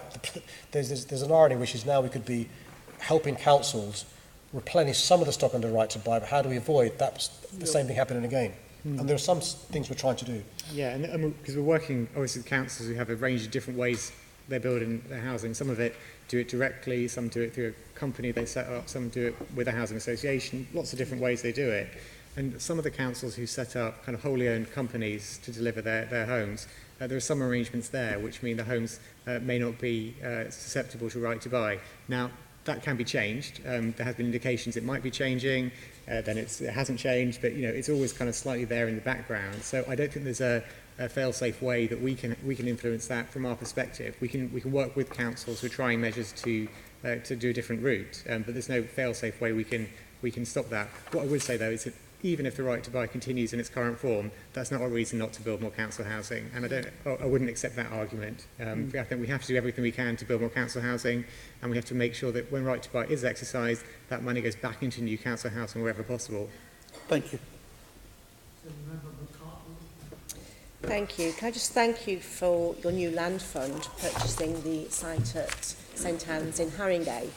The planning permission is already on that site, only 14% affordable homes. So the uplift to 50 genuinely affordable is really welcome. But can I just ask you, how will you ensure that you will work in partnership with the St Anne's Redevelopment Trust, START? They have a very bold vision for that site. How will you ensure that their vision is realised as well? Well, I'll let James give you a progress update in relation to conversations we've had with them. But just to remind colleagues, this was a piece of land where previously expectations of 470 units, we want 800 homes. Previously expectation of 14% affordable homes, we want 50% genuinely affordable homes. But you're right, we've got to keep residents who live around the former hospital on board, involved and supportive. can I say that the reason I ask it was because 500 local people put money into a pot to raise £25,000 to develop an architect's master plan for the site. So if we can really harness that energy, that would be really valuable. Well, there's some good news here. Yeah, absolutely. I think, START are an example of a group who, very much appear to have really good links to the local community, to understand what's going on and to want to be involved. And we've had, really good discussions with them around how they're going to be involved. From my experience, I think it's important that we're really clear up front about what our roles are, because this is a new territory. I don't think the GLA's ever worked so closely with the residents group in this kind of really close hand-in-hand way to deliver such a big site. So it's really important, I think, we're clear, both parties going into it, how this is going to work together. I also think it's really important that we involve the council really centrally in that as well. So I want this to be very much a kind of relationship of us, the local council and START all working together and knowing what our roles are and being clear about what our different responsibilities are in delivering the homes. But I think as a model for getting the community involved in a really big project of this scale, delivering this number of homes, this number of affordable homes, it could be a really exciting blueprint for the future. I think it could be a real exemplar, and I think the master plan that they've drawn up would achieve the amount of homes you need and would be really worthwhile. But can I move on now to your land assembly powers? Obviously being able to bring forward particularly public land that is no longer used sooner rather than later is very valuable. What powers, extra powers do you need from government to make that happen? We've got a list, but some of the key ones are some reform around compulsory purchase orders, less hurdles and obstacles to streamline the application process would make it much more sensible going forward. We also think there's an issue about land valuation and the increases in the value of land, which makes it very difficult to purchase, develop land going forward. But is there a way of capturing the value in the increase? I think one of the lessons everyone says that can be learned from Crossrail 1 is, and I speak as somebody who was a former Crossrail minister, is we didn't fully appreciate the increase in value of land in and around the 40 stations. Other things we can learn around there going forward. Also, we think, and I think in answer to a question previously, James alluded to this, what happens in relation to surplus publicly owned land in London? And there is an anomaly here between London and the rest of the country, which I think is just one of these things that happen. It wasn't intentional, which I think needs to be addressed. We think we're addressing it now with NHS land. Yeah. You gave an example of one example with the hospital in Haringey. But more powers there would be helpful. We've recently had a piece of research undertaken and published which showed examples of the sort of land assembly powers other cities around the world have, actually European cities. And we've lobbied the government saying, look, these are what other cities managed to do, which help with more affordable homes, help with regeneration, help with keeping the public on side. We think similar sort of powers given to City Hall in London would really improve our city for the better. So the same rights as Homes England have to have first refusal would be very welcome. At the very least, yeah. Yeah, exactly. I mean, that would be as the Mayor said, the very least we want, I think, for public land. And I think, as the Mayor said as well, for land more broadly, it's that those two overarching changes of streamlining compulsory purchase, not necessarily to use it, by the way, but so it's a credible threat. And then that means that some discussions voluntarily might happen more easily, sort of further upstream, and reform, sort of quite fundamental reform of the way land is valued, to make sure that then working in conjunction with more effective CPOs means that more value could be captured when land is assembled by the public sector. But as the Mayor also says, this research published very recently looks at other cities and how they, in the context of mostly having more streamlined CPOs and we would say better land valuation approaches, how they've managed to set up mechanisms, organisations, structures and so on that assemble land together and build really good new developments, and that's what we've got more of in London. Thank you. Assembly Member Gavron.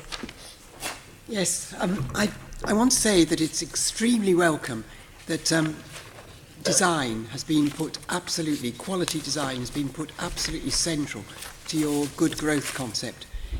And I want to ask you, how do you think the housing strategy is going to help improve London's homes through quality design? Well, thank you for what you said. I mean, one of the things that I'm most proud of in the first couple of years in this area is the appointment of the Mayor's Design Advocates. They are fantastic, and public practice.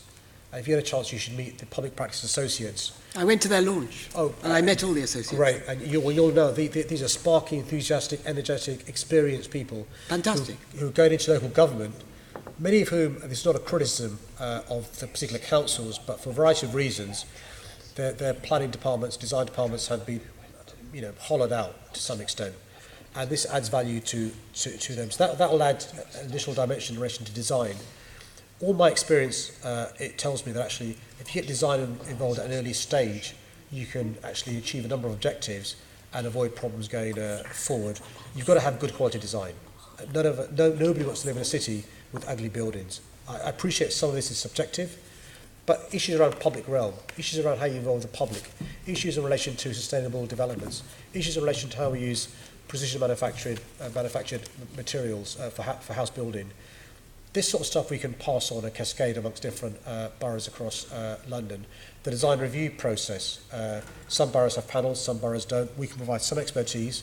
We want to make sure going forward there is an acceptance that actually good design can achieve a number of objectives. And I'm optimistic that the housing strategy, twinned with the draft of the plan and the other work that Jules Pipe is doing in this area, will lead to better quality buildings being built and better quality homes as well. Excellent.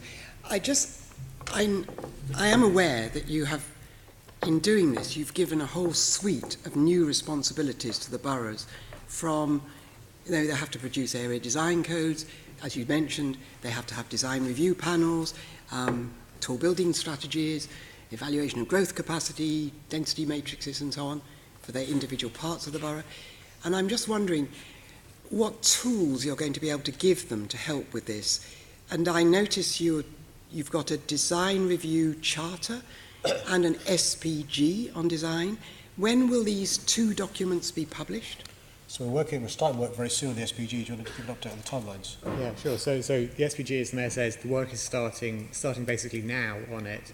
It's very much driven by, in terms of the priority given to different elements within the SPG, it's driven by the examination in public of the draft London plan, because we need to show how some of the policies will work in practice. But that information is going to be vitally useful to boroughs. So the two things which are going to be really prioritised in the SPG is firstly, what do we mean by optimising density on sites? The plan puts that quite central to its approach to density.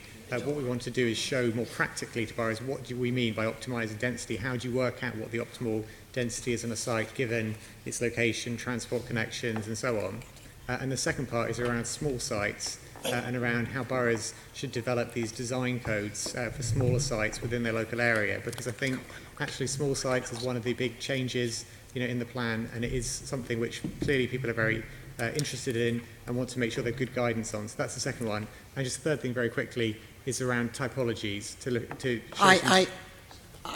thank you. I just want to move on quickly, sure, because I want to get this last question in, and I'm nearly out of time, which is, I think all this is excellent, but the London plan becomes live at the end of 2019. How on earth are the boroughs going to be ready with all these meeting your design standards by that time? Can I say and isn't it a concern? Can I say that the councils are making good progress and are up for this, but the alternative is allowing developers to do what they want. And once a building goes up, it's there for a long, long time. And so it's getting the balance right and making sure we give councils the tools they need to do a good job at an early stage in relation to a whole host of issues, but also making sure we help them skill up. That's what we're doing in relation to a whole host of things, from the Mayor's Design Advocates to public practice to the design review panel, to helping with the Urban Design London. We're helping to fill the gaps that may exist in some councils. But over the last 8 years, councils have been hollowed out in many departments, and the choice we have is simple. Allow that to carry on so developers can do what they like. I'll give you a simple example, the viability process. One of the reasons why developers have been allowed to build homes with very, very, very, very few affordable homes is councils have not got the expertise to do with the viability process. Now look, I can't fund every council to have viability teams. What we've done here in City Hall is have a viability team that can provide assistance to councils in making sure they do justice to the residents by working with the developers, not against them, to make sure the schemes build sufficiently the right number of sufficient affordable homes that we need. And same goes for design, Nikki. We can't allow a situation where ugly buildings are built because councils lack the expertise to hold developers to account. And so I don't apologise for following the best standards in my city. Assembly Member Dismore. London's construction industry workforce is facing a perfect storm because we've got an ageing workforce on one hand and on the other too few young people are attracted to work in the sector, matched by the long-standing failure of employers to offer sufficient apprenticeships and training opportunities. As a result, London is dependent on migrant building workers, with more than half being from the EU or beyond. With Brexit rapidly approaching, how will your housing strategy ensure that London has enough construction workers with the right skills to ensure we can build the homes that you correctly identified London needs? Well, can I say, I'll let James talk about the Construction Academy and the Skills for London as apprenticeship work we're doing, but the one fact you missed out in your quite scary question was of those half construction workers who are UK born, up to 20% will be retiring within the next 5 years.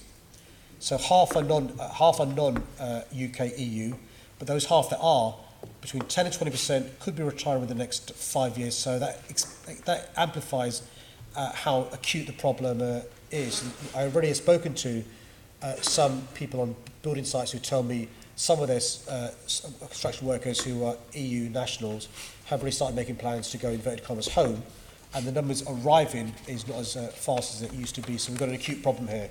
And by the way, the reason why it's important to get a good deal with the European Union is not at the expense of not training up our youngsters to have the skills for the jobs of tomorrow. We've got to do both. Make sure we get a good deal with the EU so these construction workers stay and work in the industries, but at the same time train up our youngsters and those who are adults to have the skills for the jobs of tomorrow. James will talk about the Construction Academy, but one more thing. One of the opportunities by the precision manufactured home building that Nikki and others have talked about for a while is this will ensure others who haven't traditionally thought about a career in construction will start thinking about career in construction. And yeah, as a matter, that's actually a really important point in the Construction Academy as well, because any organisations who sign up to be part of the Academy will have to have a real focus for their work to increase representation amongst groups who are underrepresented, whether women, BAME and so on. Groups who are currently underrepresented in the construction sector, it'll be a priority for any organisation signing up to be part of the Academy scheme to make that a priority for them too. As the Mayor said, the Academy has been launched. Organisations are currently able to bid for the quality status so they can be part of the overall scheme, and they'll be able in the coming months to bid for revenue and capital funding to help improve the offer that they make for Londoners. I think connected to the Academy scheme, separate from it, but just to flag one other thing which I think is quite relevant to boroughs' work, is the work around local labour requirements and Section 106 agreements, which can be seen as a really important way of getting young people who live locally into jobs in their local area. It's something which I think is really important to boroughs, and I think for councillors giving planning permissions, it's seen as a really important local benefit for having that work and the disruption in your local area if local people can benefit from it. However, there are some disadvantages to the way it's set up at the moment in terms of making sure people have opportunities when a particular opportunity on a building site runs out, or if the opportunities are fewer than 12 months. What do you do at the end of that period when you were involved? And so we're working with London councils to work out how we can continue to use all the benefits of local labour requirements, making sure it's flexible where it needs to be. Thank you very much. Assembly Member Boff. Mr Mayor, the government's given you a record amount of funding, £4.82 billion, to build 116,000 affordable homes. How many of these do you expect to have started construction by the end of this mayoral term in 2020? So we've got a range of, thank you for the question, we've got a range each year. So the range for this year was 17-18 was 12,500 to 16,500. You got the other ranges, and so James, we're at the other years. Andrew. So in 18-19 between 14 and 19,000, in 19-20 between 17 and 23,000, and then for the final 2 years of 2020-21 and 21-22, those 2 years totals are currently combined because we're still in discussion with government about the distribution between the 2 years, but it's between 45 and 56 over those 2 years.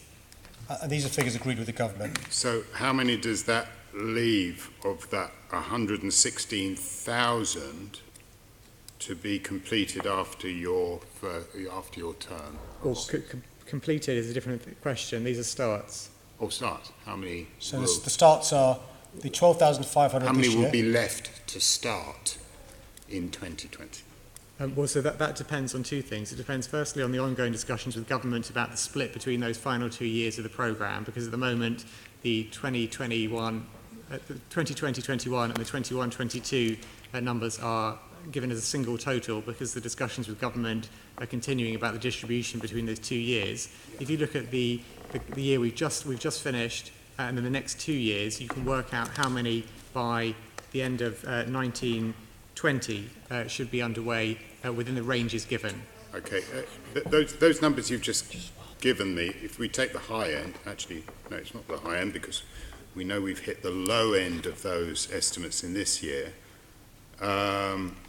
That would mean that only 54,000 would have been started by 2020 of the 116,000, is that correct? At the low end, yeah. Well, as I say, if you add up I can try and do the maths quickly in front of you, but if you add up 12,500 for this year where we met the target, and then the following 2 years, you've got the ranges there. You can work out what the range is likely to be at the lower end and the upper end. About 54. That is a matter of about 54,000. Data that's in public. Yeah. Right, which leaves a considerable number to be started after 2020. I mean, there is no doubt, and the Mayor has been very clear. These are challenging targets which require us and all of our partners to really ramp up stuff over the next few years. As we know with a lot of these programmes, some of the starts are toward the end of the programme, once opportunities which have been begun now start to bear fruit. But that's the way that these programmes work, in that when we start having discussions with housing associations now, some of the big housing associations who are having really ambitious numbers, they need to go out and get the land and get that through the planning system and get homes started. So a lot more of the starts happen toward the end of the programme. And as far as I can see in your housing strategy, it says that in 2020, when your term finishes, you'd still have you still wouldn't have got through 2 billion of that funding that you have been allocated. Well, I think actually, part of what you touch on here is part of the broader discussion we're having with government around affordable housing funding, which is rather than having funding given on these spending rounds where you get a big amount of money, you have a programme which inevitably takes time to wind up, to crank up, and then after the end of it, there usually is a fall whilst you wait for the next programme to come in. That clearly makes no sense in terms of stable delivery and in terms of planning. So one of the discussions which we'll be wanting to have with government is around devolving money on a more permanent basis so that we can have a more predictable amount of money, a higher amount, but also a more predictable amount of money going into affordable housing over a longer time period, so it stops having these cycles. How successful do you think you're going to be in those arguments about devolving more power to you when it looks like you can't even spend the money that you've been allocated? I think what you're trying to say is we built last year record amount since devolution was given to the Mayor. So 12,526 was the largest number of affordable homes began since housing was devolved to the Mayor in 2012-2013. In the context of zero homes in the social rented sector, so from zero we went to 2,586. So both records smashed. And you're right, it's challenging. And that's one of the reasons why, in the context of my inheritance, it's a remarkable achievement. But you're right, we've got to carry on being ambitious. We've got to carry on working incredibly hard, but we will carry on lobbying this government who don't understand the importance of housing to our city. They're the most anti-London government in my history. Yes, my job is to make sure I lobby this anti-London government. Yes, you've allocated a record amount of money to you, Mr. Thank Mayor. You, thank you very much. All over now. Thank you so much for coming, Mr. Mayor. Thank you, all of you. We now move to debate the motion on the agenda set out in my name, namely that the Assembly notes the draft housing strategy. In a moment, I will ask members whether there are any amendments to that motion or any other motions to be moved. Can I remind members that in accordance with Standing Order 319F and the provisions of Section 42B of the GLA Act 1999 as amended, any motion proposing rejection of the strategy requires at least 2/3 of Assembly members present and voting to vote in favour in order for it to be carried. Abstentions do not count as a vote against and so are excluded from the calculation of the two-thirds majority. Any other motion requires a simple majority of members to be carried, but it isn't binding on the Mayor. Are there any amendments to the motion in my name? In fact, I have had one tabled in the name of Andrew Boff. Do I? Oh, thank you. Do you want me to stand? Yes, stand. Yes. Just give us the amended motion. You wish me to speak to Yep. this or just read it? Thank you, Chair. I'd like to attend to one particular fiction that has been distributed, that has been put forward by the Mayor and his Deputy Mayor for Housing, and that is that there were no previous targets. And that may be something that members of his own party may be persuaded of. Perhaps their memories are failing them. But of course, certain members of the Labour group know that's just not the case. Back in 2009, we had a motion proposed by myself which welcomed the progress towards increasing the supply of family homes in London, especially the housing strategy target that at least 42% of new social housing should be 3 bedrooms and more. And that was passed by this Assembly. It was a target. It was about family housing. So that this fiction that it doesn't exist is exactly that. And that motion was supported by Assembly members Arnold, Duval, Gavron and Shah. So for them the target existed, as indeed it was for Shawcross, Qureshi and Biggs of the time. And if you look at the February 2010 housing strategy, I'm sorry to spend so much time on this, but I feel I need to address what the Mayor's representative has said. The 2010 London housing strategy, we have policy 1.1c. More family-sized homes, particularly affordable homes, will be provided with 42% of social rented and by 2011 16% of intermediate homes having 3 bedrooms or more. And may I say that was as a result of some pressure from this Assembly. In the same document, page 27, policy 1.3a, within the overall delivery target, provision of socially rented family-sized housing will be increased so that between 2008 and 2011, 42% of new social rented homes will have 3 bedrooms or more. If we then go on to the subsequent housing strategy in 2014, we look at policy number, excuse me a moment, well it's page number 19, 36% of discounted rented homes are to be 3 bedroom or larger. Now, there were targets. Now let's debate as to whether or not we should have them. I have always submitted, since I joined this Assembly and before, that overcrowding is one of the most severe social problems that this city faces. I repeat the figure, 350,000 young people growing up in overcrowded conditions, and I've been repeating it every year since 2008 because actually it hasn't changed much in that period. It's stabilised, may I say, when the previous mayor did have this target. And may I say, before you try and think that I'm blind to what the failings of the previous mayor were, this group continually put pressure on the previous mayor, as our members will remember, about family housing. And the function of this Assembly has always been to create that upward pressure on the family housing target. How the schma can come up with a figure that 60% of homes should be 2 bedrooms. How it can do that just negates all our experiences.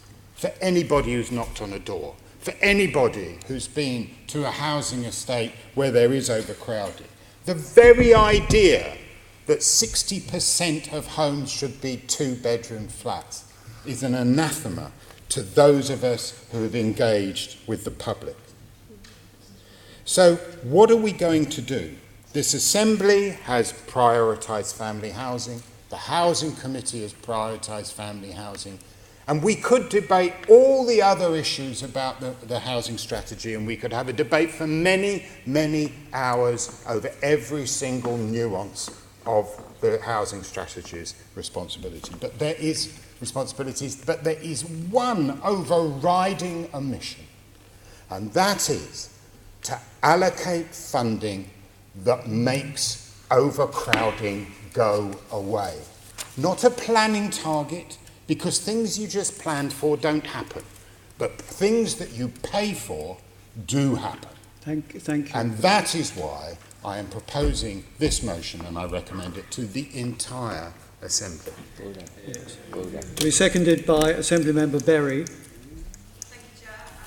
I'm happy to second this motion. I think overcrowding, the things we do to tackle overcrowding, which don't only include having more affordable family homes being built, but it's an important part within that of doing it.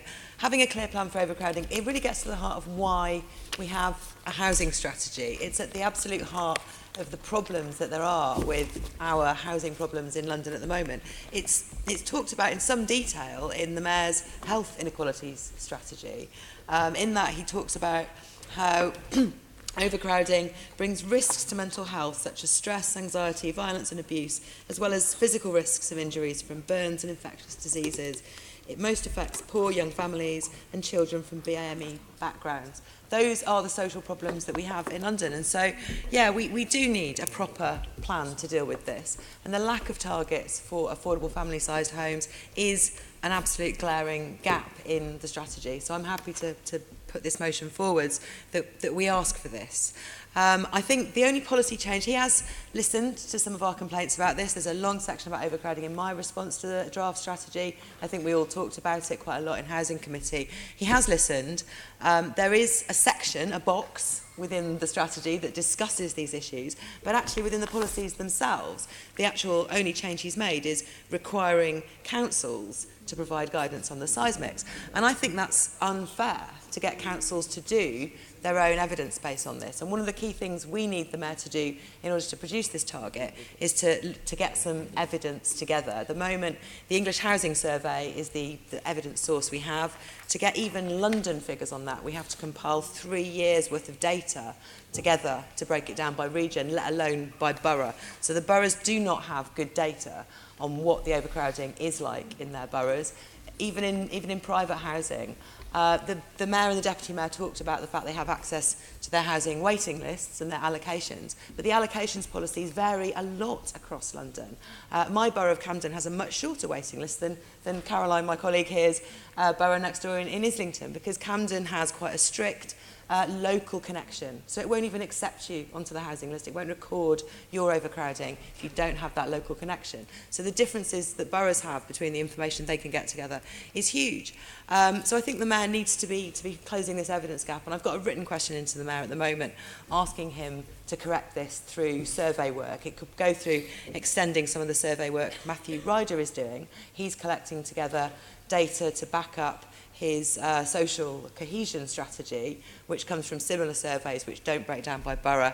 He's going to correct that with a survey. We can get overcrowding questions into that survey, and that will provide evidence for us to continue arguing this after we've put this motion.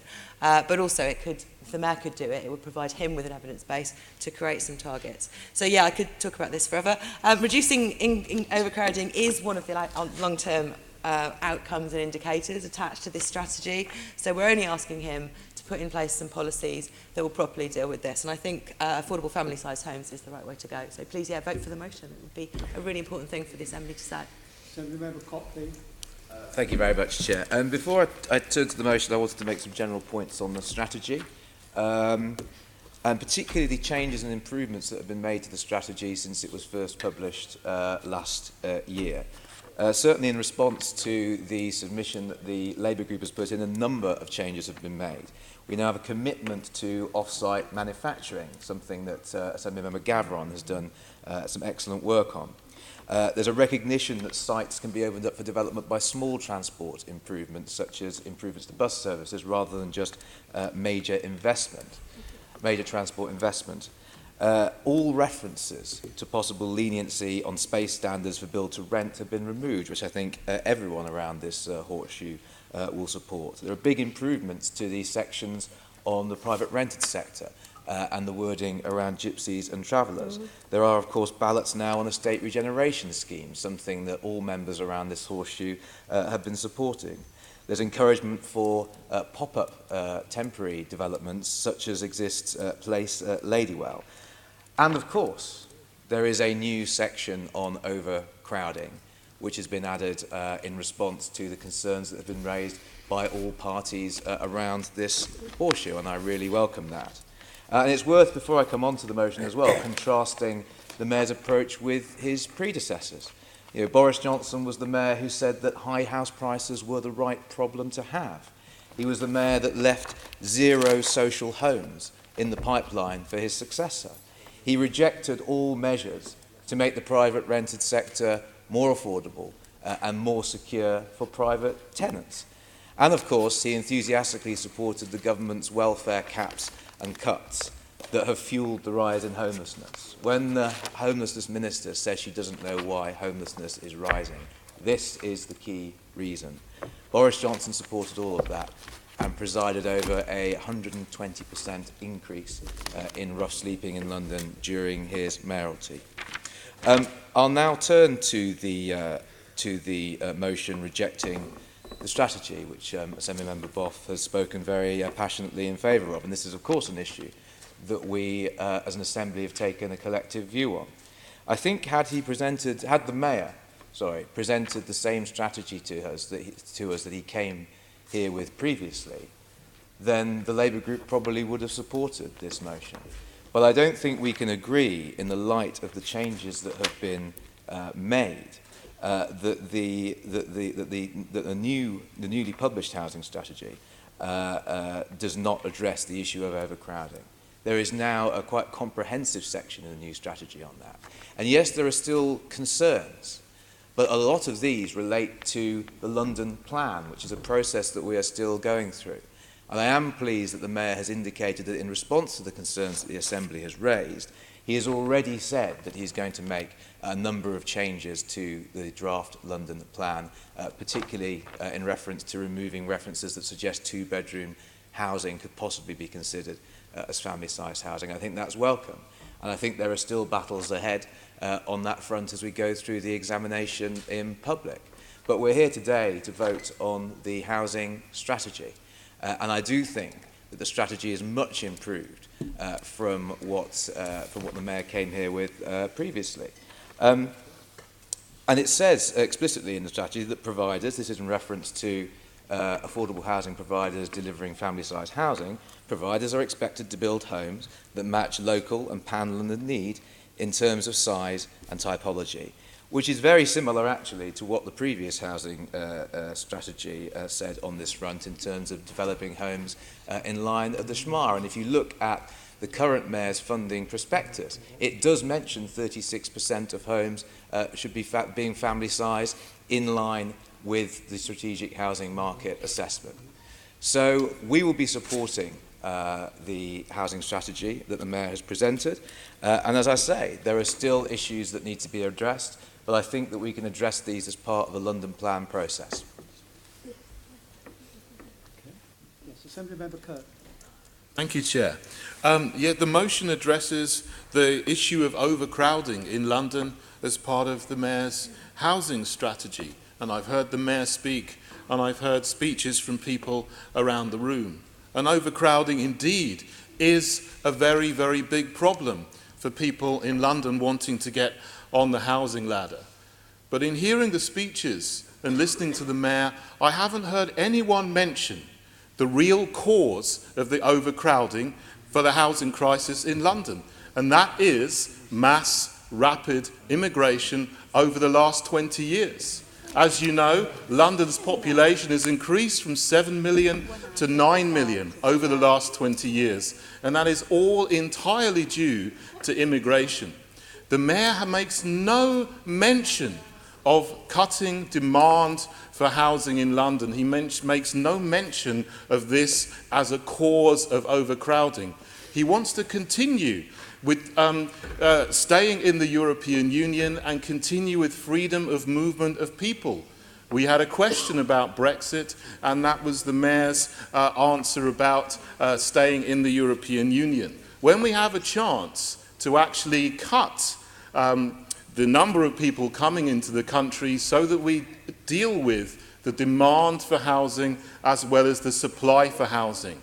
I look around the room and I see people shaking their heads. But outside of the chamber, out in the country, out in England, which today is more densely populated than India, everybody knows that this is what's causing overcrowding and this is what's causing the housing prices. House prices have gone up, and it's not possible now for even a young person coming out of university to get their own home, to have a good life and a good house when they come to London to have a job.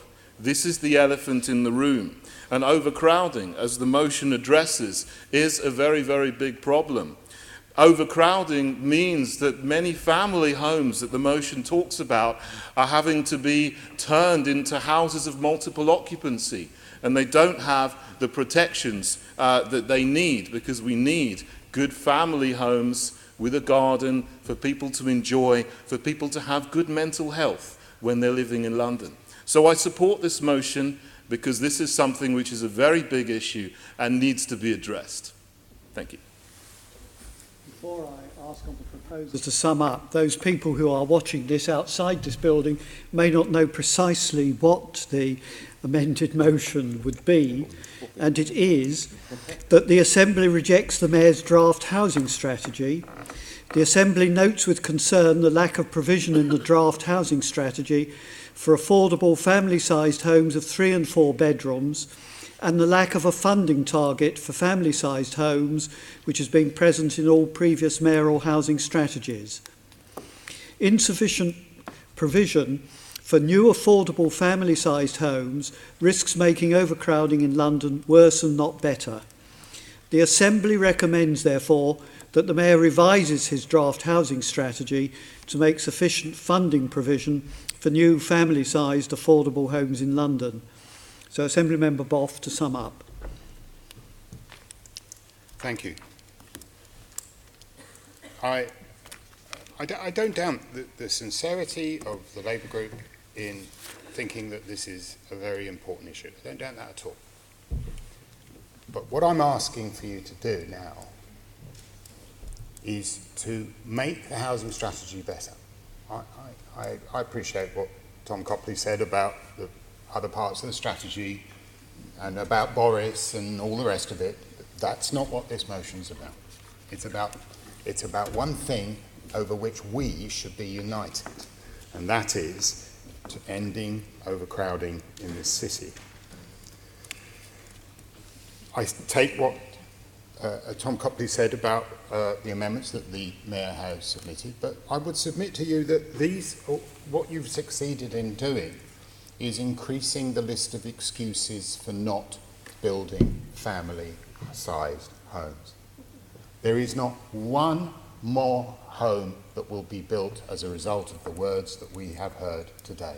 Not one single family-sized home will be built as a result of the words. Not one target. And you quite rightly, from your submission, Tom Copley talked about flat funding. And I'm surprised that you can still maintain this stance after what the reply was, because as we know, the flat funding formula for grants rewards how many front doors you build. I want to see a formula that rewards how many bedrooms you build, because at the moment the incentives are clearly to build smaller and smaller properties. That is how you get funded by the Mayor of London. And without a target, without something being said from the middle, from the centre, the person who has the purse strings, they won't get built. The Mayor has effectively abnegated responsibility for overcrowding and left it to the boroughs. What would we say if he did that about affordability? What would we say if he did that about air quality? Leave it to the boroughs. It's their issue. Of course we would be outraged. This is a London-wide problem. It needs a London-wide expression, and you will only get that from a target on affordability. And I very much hope that in years to come, when we will no doubt be debating this issue again, and that we hear the concerns around this table in years to come about overcrowding, that there isn't a group that actually had the opportunity to do something about it, but chose not to. And what would be the worst thing that would happen? The mayor would go away for 2 weeks and he would come back with a target. We know that would happen. You would have asserted your strength. We as an assembly would have made a difference to the lives of hundreds of thousands of young people in London. So for that reason, I urge you to support this motion, and I will be asking for a roll call for that motion. Thank you. Okay, right. I will now conduct a vote on the amendment in the name of Assemblymember Boff. That amendment seeks to amend the motion in my name as set out in the agenda to propose rejection of the Mayor's draft housing strategy. The amendment requires a simple majority in order to be carried and amend the substantive motion before the Assembly. Then, if carried, the substantive motion as amended would require at least 2/3 of members present and voting to vote in favour in order to be carried. Can I now call for votes in favour of the amendment? And we've asked that it be a roll call vote. I will read Assembly members' names in alphabetical order with the Deputy Chair and the Chairman listed last. Members are asked to indicate whether they are voting for, against or abstaining. Assembly Member Bacon. For. Assembly Member Bailey. For. Assembly Member Boff. For. Apologies, I missed one out. Assembly Member Berry. For. Assembly Member Cooper. Against. Assembly Member Copley. Against. Assembly Member Desai. Against. Assembly Member Devenish. For. Assembly Member Dismal. Against. Assembly Member Duval. Against. Assembly Member Eshalomi. Against. Assembly Member Gavron. Against. Assembly Member Hall. Assembly Member Curtin. Assembly Member McCartney. Against. Assembly Member O'Connell. For. Assembly Member Pigeon. For. Assembly Member Prince. For. Assembly Member Russell. For. Assembly Member Dr. Sahota. Against. Assembly Member Dr. Twycross. Against. Assembly Member Arnold. Against. Assembly Member Arbour. For. I therefore have 12 votes for Chairman and 11 votes against. So the amendment is carried. We therefore vote on the substantive motion as amended, Chairman. Yes, we now vote on the substantive motion as amended, which requires 2/3 majority. Correct, Chairman. So we do the roll call straight away. Is there a roll call requested on the substantive motion as amended? Or simple vote? Or shall we simply vote? Roll Okay. call. We're asking for roll call. All right. Do it again. We have a roll call vote again. Assembly Member Bacon. Can you tell us what we're voting on? We're voting on the amended motion. Okay. The vote is on the substantive motion as amended by the amendment tabled. At this stage, a 2/3 majority of Assembly members present and voting would be required to pass the motion. Binding upon the Mayor. The motion will be binding on the Mayor.